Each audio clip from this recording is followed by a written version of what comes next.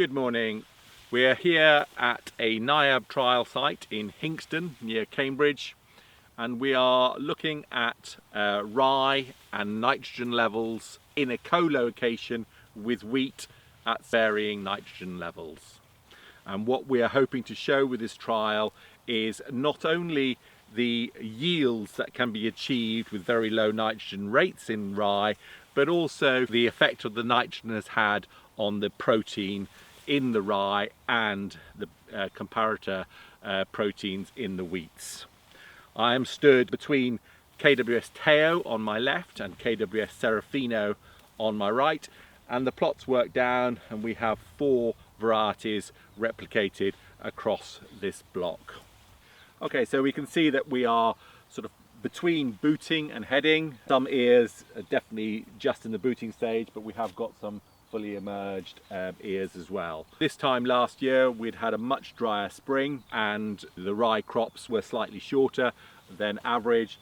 This year there's a lot of growth potential in these crops.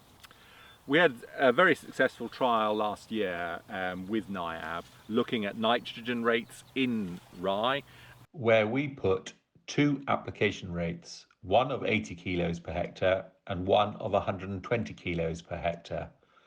All the KWS varieties that we tested achieved yields of over 10 tonnes per hectare at the lower rate, with KWS Teo topping the yield table at just under 11 tonnes per hectare.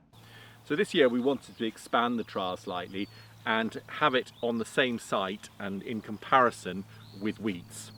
And so we've had to increase the nitrogen rate slightly because we are comparing with wheat, and wheat does need a little bit more nitrogen.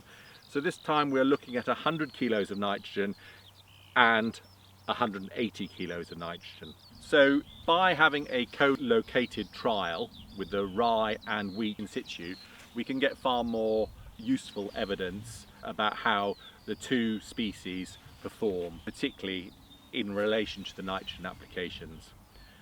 One of the things that we're really keen on to look at is not only how nitrogen has affected the yield, but how nitrogen affects the protein.